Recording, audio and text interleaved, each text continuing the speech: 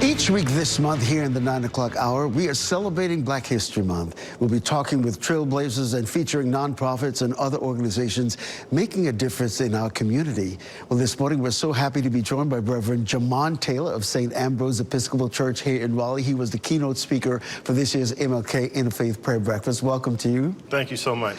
Before we get started about the honor of being the keynote speaker at the MLK Prayer Breakfast, when did you know you wanted to be a pastor?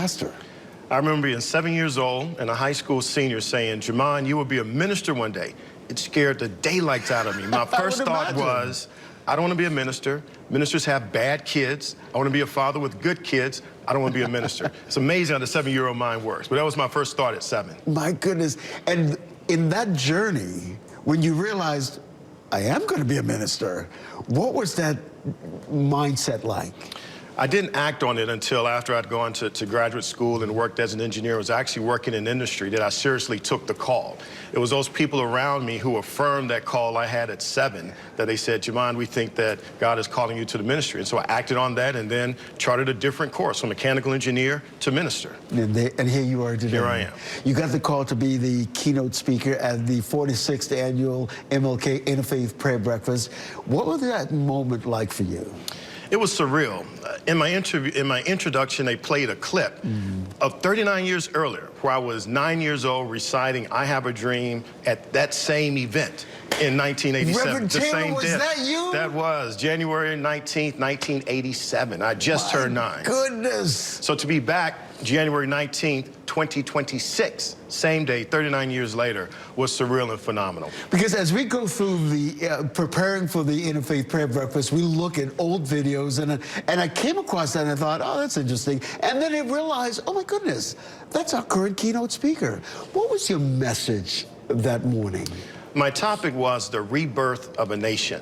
And since we are celebrating our semi-quincentennial, 250 years of the United States, I thought the sermon that Dr. King gave in 1957 when he witnessed the birth of Ghana would be important as we look at how we can be better as a nation and as a people. Yeah. When you think of that moment and conveying that message, over the years, how has Dr. King influenced you?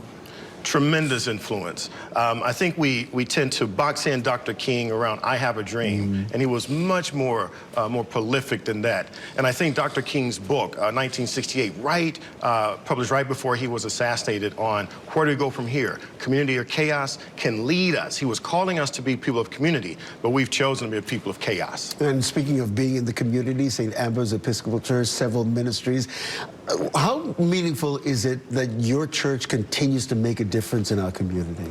It's part of our calling. We're doing the work of Jesus Christ. We're almost 160 years old. We have a long history of working in environmental justice. We're doing new initiatives around God's creation and even mental health. We're starting to call a Hive for Hope and Healing, working with therapists as we try to meet the mental and emotional health needs of those in Southeast Raleigh. Reverend Taylor, we're so glad that you finally answered the call, and you're Reverend Taylor today. Thank you. Thank you for everything you're doing and your church is doing in our community. We appreciate that.